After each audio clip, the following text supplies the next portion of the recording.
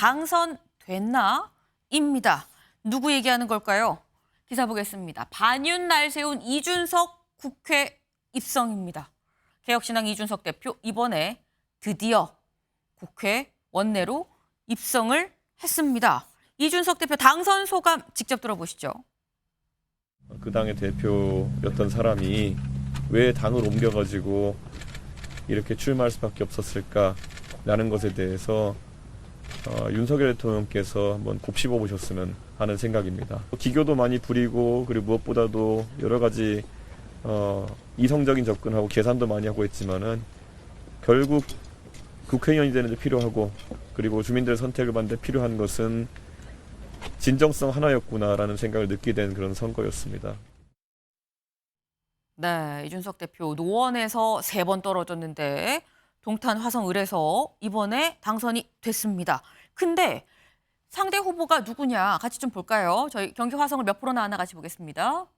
네, 이준석 대표 42.4 그리고 2등이 공영훈 민주당 후보입니다. 39.7. 네, 42.4, 39.7. 상당히 오랜 시간 좀 접전이다라고 하다가 결과가 나왔었어요. 그런데 여기서 보면 김진욱 위원님, 원래 민주당 총선 뭐 3대 악재다라고 얘기를 해서 나왔었던 게 앞에 저희가 봤었던 양문석, 김준혁 후보 그리고 다른 한 명이 공영훈 후보였었는데 앞에 두 후보는 붙었거든요. 됐습니다, 당선. 또 공영훈 후보는 오히려 떨어졌어요, 이번에. 이거는 어떻게 봐야 됩니까? 공영훈 후보가 이제 자녀에게 증여했던 사실 불법은 아니었습니다만 네. 그런 것들이 이 아빠 찬스 논란을 가져왔거든요. 근데 지금 저 화성을 지역이 그 평균 연령이 34세 정도로 젊죠. 굉장히 젊은 지역입니다. 거기에 이준석 대표도 이제 그 지역을 파고 들어갔고, 그러니까 뭐 여러 가지 요인이 있겠습니다만, 지금 그 젊은 층에서는 아빠 찬스를 통해서 뭐 10억대 이상, 또 30억까지 이렇게 호가가 된다는데 그런 집들을 그렇게 무상으로 이렇게 증여받는 것이 과연 나의 경우라면 그게 가능했겠는가 하는 뭐 그런 자괴감 뭐 이런 부분들이 있었던 것이고 이준석 대표가 이제 그 지금 전국적 인물이에요. 사실은 그 한 건만 있었던 건 아닌 것 같습니다. 그러니까 이준석 대표가 가지고 있는 지명도라든지 아니면 이준석 대표가 지금 저기에서 하고자 했던 그런 많은 얘기들 이런 것들 그리고 이제 개혁신당 특히 윤석열 대통령을 함께 겨냥했던 그래서 가장 윤석열 대통령을 아프게 하는 것이 이준석 대표가 당선되는 것이라고 얘기할 정도로 정권 심판론을 같이 주장했던 그런 모습들이 아마도 이제 전체적인 그 이 선거 판세에 크게 영향을 미친 게 아닌가라는 생각이 들고요. 마지막으로 이제 이준석 대표가 진정성 얘기했는데 이준석 대표가 그동안 이제 보여줬던 모습은 어떤 재기발랄함 이런 것들이었었는데 이번에는 이제 이준석 대표의 부모님까지 유세에 같이 참여하면서 아들이 얼마나 진정성을 가지고 국회의원직을 수행할 수 있는지 이런 모습까지도 보였던 인간적인 면모까지도 조금 새롭게 보여지는 계기가 이번 총선을 통해서 있었던 게 아닌가 이런 판단을 합니다. 네. 말씀 중에 지금 얘기가 나왔어요. 요번에 진정성, 이번에 부모님이 나와서 얼마나 우리 준석이가 진정성이 있는지를 말한 것도 좀 주요하지 않았냐라는 말씀이신 건데 그 영상 저희가 준비했습니다. 보고 오시죠. 제 가슴 속에는 왼쪽 가슴은 정치인 아들 이준석, 오른쪽 가슴엔 내가 배 아파 난 가슴으로 낳은 아들 이준석, 내가 이 힘들게 버티고 있는 아들 앞에서 내가 힘들지라고 얘기하면 우리 아들이 무너지겠구나. 그래서 제가 정말 눈물을 삼키고 돌아서고 아무 일이 없는 것처럼 준수가 엄마 냉장고에 밥 해놨으니 내일 아침 챙겨 먹어. 그러고는 집을 나왔습니다. 그러고 아파트 주차장에서 혼자 한 3시간을 울었습니다. 네, 장현주 변호사님. 사실 저는 제 아는 지인분이 민주당 지지자세요. 그분은. 근데 그분은 저 연설을 보고 내가 울었다라고 말씀을 하시더라고요. 어떻게 보셨어요? 그렇죠. 저 연설은 사실 부모님의 이야기잖아요. 당연히 진정성 있게 다가왔을 것 같고요. 그런데 저 이야기 자체도 감동적일 수 있지만 저는 저 이야기를 통해서 이준석 대표가 그동안 윤석열 대통령과 대립각을 세워왔다는 것을 다시 한번 국민들께, 지역 국민들께 상기시키는 효과가 굉장히 컸다고 생각합니다. 앞서서도 이번 총선의 거대한 물길은 정권 심판론이었다라고 말씀을 드렸는데요. 그렇기 때문에 각 지역구들이 물론 지역구마다의 개별적인 특성은 있겠지만 큰 흐름이라는 정권 심판론을 막기는 어려운 것이 국민의힘 후보들이 보여준 부분들이었습니다. 그런데 이제 상대적으로 화성을 같은 경우에는 이준석 대표만큼은 정권 심판론이라는 거대한 물결을 또 피해 나갈 수 있는 나름의 스토리가 있었던 것으로 보이거든요. 그 부분이 마지막에 저 어머니의 또 진정성 있는 연설과 함께 나오면서 지역 국민들께 아, 이준석 대표도 윤석열 대통령과 상당히 대립각을 세우고 당 내에서 크게 탄압을 받았었지 않았나, 이 부분이 좀 기억났을 수 있다라는 생각 들고요. 그런 부분들이 부각이 돼서 이번 결과로 이끌어내지 않았나라는 생각은 듭니다. 그러나 개인적으로는 사실 민주당의 공영훈 후보도 굉장히 또 상대적으로 굉장히 훌륭한 후보였기 때문에 이렇게 결과가 아쉽게 나온 점에 대해서는 뭐 당으로서는 아쉬울 수밖에 없는 부분은 있습니다. 네. 근데 지금 이준석 대표는 일단 당선이 됐죠. 어려운 거 아니야 했는데 지금 당선이 됐습니다. 근데 이준석 대표 말고 천하람 후보는 원래 순천에서 그동안 꾸준히 나왔다가 이번에 비례대표 2번을 받았습니다. 근데 현재 개혁신당 비례대표 몇 명이죠? 저희 비례대표 지금 한 명으로 8시 기준 한 명입니다. 근데 이렇게 되면 1번만 여성 후보만 받게 되는 건데 김철현 위원님, 그러면 천하람 후보 입장에서는 비례 못 받고 순천 지역도 지금 버린 셈이 되는 거 아닙니까? 그러니까 지금 보면 천하람 그 후보 같은 경우에는 굉장히 조금 잘못된 선택을 한 거죠. 왜냐하면 본인이 대구 출신인데도 불구하고 전남 순천에 가서 지역 감정을 깨고 나름대로 어떤 승부를 보는 그런 정치를 했었거든요. 근데 어느 정도 이제 개혁신당에 참여하게 되면서 일단 본인의 정치도 잃어버리고 또 이제 그때 비례대표 2번 받을 때도 여러 가지 논란들이 좀 많았었거든요. 네. 그래서 천하람 후보 같은 경우에 좀 실패했다고 보이는 건데 저는 아까 그 이준석 대표, 그러니까 이준석 후보 저를 보면서 느끼는 게 어쨌든 본인이 4번 도전해서 이번에 된 겁니다. 어떻게 보면은 국민의힘에서 어떤 최연소, 어떤 집권당의 대표도 했고요. 근데 본인은 이번에 어떻게 당선됐는데 어쨌든 본인이 맨 처음 내세웠던 국민의힘에 탈당을 하면서 내세웠던 그 개혁신당의 미래는 어떻게 됐냐. 본인은 가까스로 되고 결국은 개혁신당도 사실은 거의 뭐 이건 성공했다고는 볼 수 없는 부분이 있거든요. 그래서 아마 그런 부분들을 본인이 앞으로 이제 국회에 들어가서 의정 활동을 하게 되면 꼭 곱씹어 보기를 바라고 두 번째는 이 이준석 후보에게 꼭 따라다녔던 게 싸가지가 없다는 거였습니다. 저는 이번에 부모님의 도움으로 부모님이 또 어쨌든 4번의 이 도전하는 동안에 한 번도 낯서지 않았던 골세까지 나왔다면 이제는 그 부모님의 도움으로 사실 이번에 또 당선된 부분이 있기 때문에 저는 이제 국회에 들어가게 되면 제발 좀 싸가지 있는 그런 의정 활동을 좀 펼쳤으면 좋겠다.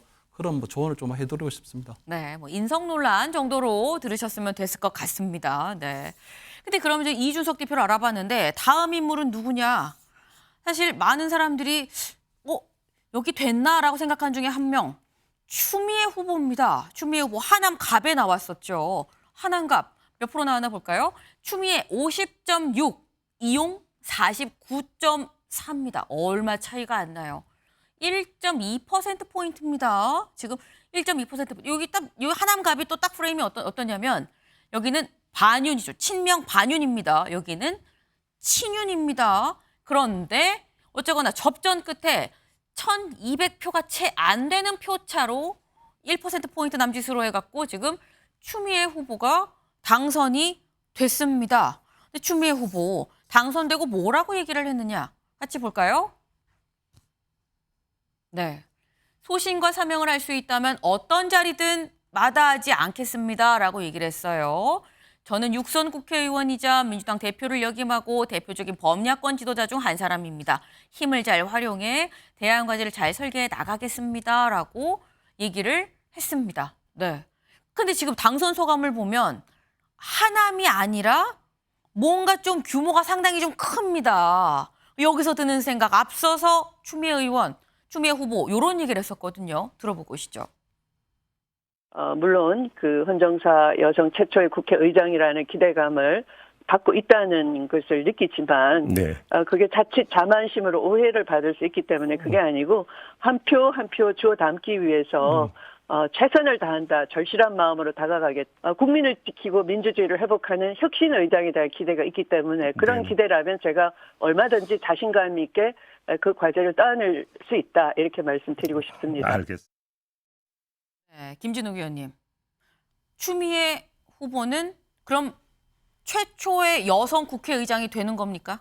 글쎄 이제 그거는 이제 앞으로 이번에 당선되신 네. 22대 국회에 당선되신 민주당 의원들이 결정하실 일이기 때문에 제가 이 자리에서 된다 안 된다 말씀드리긴 못하고요. 최다선이신 건 맞죠? 지금 현재 예, 당선자 지금 중에. 이번에 이제 조정식 의원과 더불어서 두 분이 6선 의원으로 최다선 의원이 되신 건 맞는데 당에서도 지금 이제 고민들을 이제부터 이제 아마 시작을 해야 될 겁니다.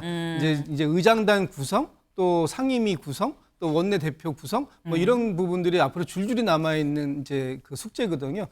지금 이제 그 추미애 그 이제 당선인께서 말씀 주셨지만 아마 그 6선은 최초인 것 같아요. 여성 의원으로서. 네. 그래서 여성 국회의장에 도전한다면 그것도 최초의 사례가 될 수 있는 그런 상황입니다. 그래서 아마 기대감을 또 많이 가지고 계시고 본인도 상당히 의욕을 가지고 계시는 것 같은데 앞으로 이제 22대 당선인들이 아마 이제 오늘은 각 지역별 인사나 뭐 이런 걸 하시고 이번 주중 안에 한 번 더 전체적으로 당선인들 모임을 하시지 않겠습니까? 그런 과정들 속에서 원내대표 구성부터 원 구성에 이르는 많은 내용들을 논의할 텐데 그 과정에서 이제 논의를 좀 지켜봐야 되는 상황인 것 같습니다. 네. 지금 추미애 당선인 국회의장이 될지 안 될지는 좀 지켜봐야 될 것 같다. 요번 주에 당선인 다 모인다라고 말씀을 하셨는데 그럼 이번엔 당선이 안 된 사람도 좀 알아봐야 될 것 같아요. 다음 기사 볼까요? 네. 먹구름 낀 미래 이낙연입니다. 네. 지금 이낙연 이 후보가 몇 표가 나왔나 좀 같이 보겠습니다. 같이 볼까요? 네. 광주 광산을에 나왔죠. 근데 민형배 민주당 후보가 76.1%, 이낙연 새미래 후보가 13.8%입니다. 표차가 77,500 가까이 돼요. 상당히 큰 표차로 민형배 의원이 이겼다라는 겁니다. 패색이 좀 짙어진 뒤에 이낙연 후보 이렇게 얘기를 했거든요. 들어보실까요? 선거 결과가 어떻게 되느냐에 관계없이 제가 선거 기간 중에 약속드렸던 대로 대한민국이 더 이상 위기에 빠지지 않도록 하는 일, 또 광주를 더욱 자랑스러운 도시로 만드는 일, 그리고 우리 아이들이 저희 세대와는 달리 좀 더 자유롭게 성장해 가도록 돕는 일, 이런 일은 앞으로도 계속 노력을 하겠습니다. 네. 이게 좀 침울한 그런 분위기입니다. 근데 그 와중에 한 얘기가 겸허의 뜻을 받아들이겠다. 그런데 선거 결과랑 상관없이 광주를 더 자랑스러운 도시로 만들기 위해서 계속 노력을 하겠다라고 지금 얘기를 하죠. 근데 이걸 보면 장현주 변호사님, 그럼 이낙연 후보는, 이낙연 전 총리는 앞으로 어떤 행보를 하게 될 것인가? 어떻게 봐야 됩니까? 사실 지금으로는 굉장히 좀 비관적으로 볼 수밖에 없을 것 같습니다. 일단 이낙연 대표가 이제 민주당을 탈당하고 이제 뭐 새로운 제3의 정당을 만드실 때는 불출마를 선언을 하셨었거든요. 그런데 이제 그 불출마 결정까지도 번복을 하면서 이른바 광주 광산을에 친명계 의원이라고 할 수 있는 민형배 의원을 상대로 지금 사실 나름의 승부수를 걸었다라고 볼 수도 있겠습니다. 그런데 사실 결과가 굉장히 저조한 성적표를 받으셨기 때문에 물론 앞으로 정치 행보의 가능성은 열려 있을지는 모르겠지만 그 이낙연 대표가 본인께서 생각하시는 그 방향대로는 잘 되지 않을 가능성이 높거든요. 왜냐하면 사실 본인이 이제 호남 지역에서의 어떤 본인의 어떤 기세라든지 또는 그런 지지세라든지 이런 부분들을 어느 정도는 확인을 했었어야 했던 선거였습니다. 물론 당선이 되지 못한다 하더라도 어느 정도 유의미한 그래도 득표율이 나왔어야만 다음에 또 뭔가 호남에서의 본인의 정치 세력들을 만들어갈 수 있었을 것이라고 생각이 드는데요. 사실 호남에서조차 굉장히 차가운 성적표를 받았다라고 한다면 이낙연 대표 입장에서는 앞으로 본인의 정치 행보의 가능성을 여러 가지를 놓고 생각은 해보시겠지만 현실적인 장벽은 매우 높아졌다라고 볼 수밖에 없을 것 같습니다. 네, 쉽지 쉽지 않다라는 말씀을 하셨어요. 다음 기사 볼까요? 네. 정연욱 보수표 분열 딛고 당선 유력. 정연욱 누구냐? 부산 수영 후보입니다. 그럼 정연욱 후보 말고 혹시 이렇게 말씀하면 아실까요? 장해찬 무소속 후보가 나온 곳 어디냐? 바로 여기입니다. 이 투표 결과를 좀 같이 보시죠. 부산 수영. 정연욱 50.3입니다. 그리고 2위가 유동술 민주당 후보입니다. 40.5. 그리고 무소속 장해찬 9.2%입니다. 사실 부산 수영 장해찬 후보가 공천 취소가 되고 난 다음에 무소속으로 나오겠다라고 발표를 했었죠. 그 모습 같이 보고 오실까요? 저는 오늘 정치 생명을 걸고 무소속 출마를 결단하며 이 자리에 섰습니다. 국민의힘을 너무나 사랑하기 때문에 가슴이 아픕니다. 가정과 학교에서 많은 불화가 있었습니다. 당시 저희 집은 사업 실패와 부도를 겪었고 아버지께서는 늦은 나이에 목사님이 되기 위해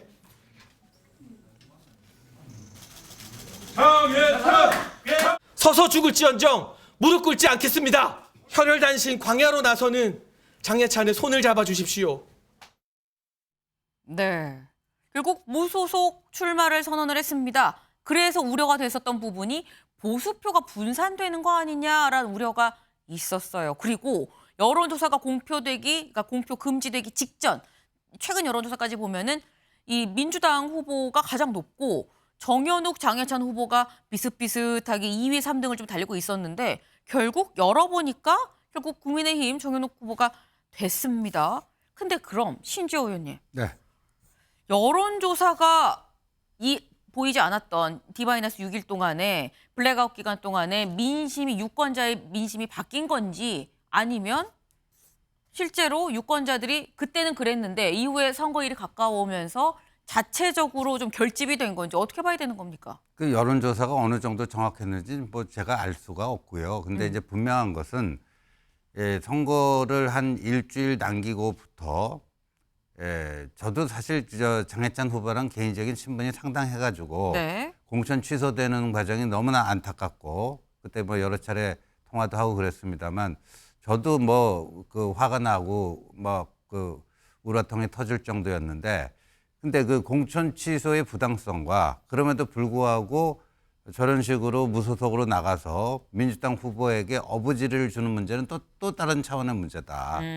그래서 많은 주변 사람들이 또 장해찬 후보에게 결단을 내려줘라. 앞으로 살아가야 될 날이 굉장히 길지 않겠느냐. 네. 오히려 그 2보 전진을 위한 1보 후퇴를 하는 게 좋겠다. 근데 그런 설득이 잘 통하지는 않았어요.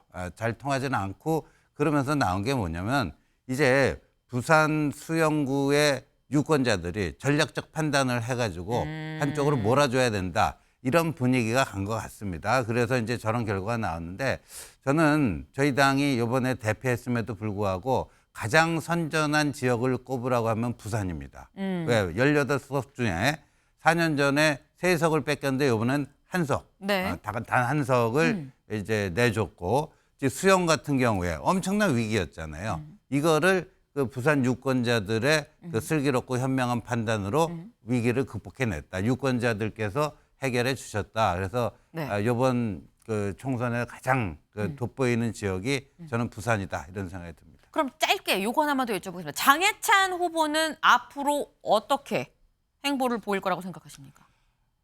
그림이 잘 그려지지 않을 거라고 생각이 됩니다. 당분간은. 네. 정말 짧게 그림이 잘 그려지지 않을 거다라고 말씀을 하셨어요. 다음 인물 가볼까요? 다음 기사 보겠습니다. 네. 돌아온 조국 13석 안팎 유력 비례만으로 원내 제3당 확실입니다. 네.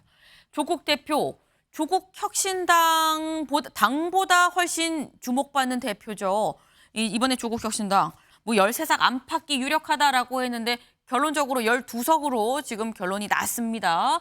조국 혁신당 12석을 원내에 갖고 간다라는 겁니다. 비례만으로도 이미 원내 제3당이 확실하다라는 건데 조국 대표 어제 출구조사 결과가 이미 약간 예측을 했었죠. 그 모습 같이 보고 올까요?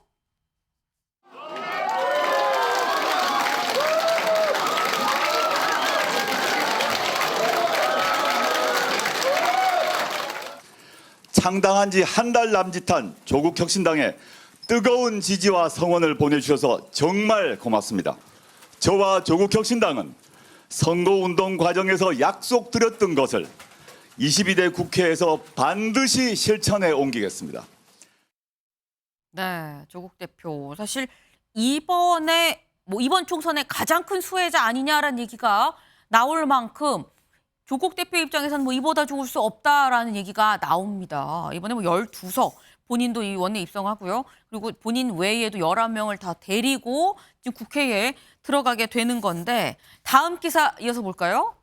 네, 정치 새내기 조국 화려한 데뷔 잠재적 대권 주자 급부상입니다. 네, 대권 주자 되는 거야. 지금 2심까지 유죄 나왔는데 3심 확정되면 피선거권 박탈 아니야? 라고 할 수 있습니다. 그게 여기 지금 나와 있는 것 같아요. 치명적 변수가 있다. 지금 화려한 데뷔다라고 얘기했는데도 치명적 변수가 있다. 사법 리스크다. 조 대표는 자녀 입시 비리 혐의로 지난 2월 항소심에서 징역 2년을 선고받았다. 대법에서도 형이 유지될 가능성이 큰데 그러면 조 대표가 팬덤에 지금 기대고 있는 조국혁신당의 동력이 상실이 되지 않겠느냐라는 우려가 있다라는 거죠. 게다가 조 대표는 5년간 피선거권을 잃는다.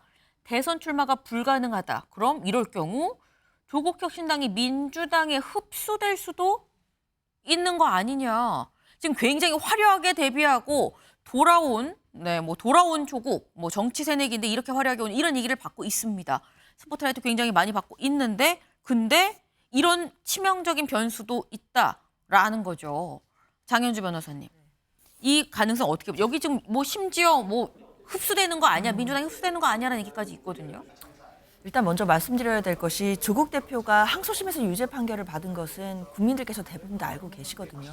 그럼에도 이렇게 많은 지지를 받았다는 것, 이것 자체가 국민의힘에 그리고 이제 대통령실에 향하고 있는 국민의 민심에 대해서는 정말 겸허하게 받아들여야 될 것 같습니다. 조국혁신당이 이번에 정말 선명하게 정권 심판론을 앞세워 내세웠거든요. 그런 부분들을 국민들께서 지지해 주셨다는 것은 크게 또 정치적으로 의미가 있다라는 생각 드는데요.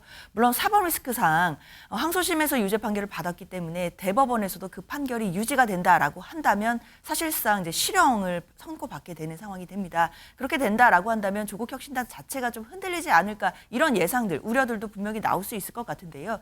다만 저는 조국혁신당이 이 부분에 대해서도 앞으로 전략을 세울 거라고 생각이 듭니다. 또 다른 의원들도 있기 때문에 그런 의원들과 함께 원내에서 어떤 역할을 할 것인지 이런 부분을 고민하면서 나아가지 않을까라는 생각은 듭니다. 네, 그렇게 쉽게 민주당이 흡수되거나 이러진 않지 않겠느냐라는 말씀을 하셨습니다. 네. 저희가 아까 앞서서 초반에 그 말씀 드렸죠. 저희가 이번 총선 쭉 알아보는데 그래서 이 총선 결과에 가장 영향을 받을 사람 누구겠느냐 그 얘기 해보겠다라고 말씀을 드렸죠. 다음 키워드 넘어가 보시죠.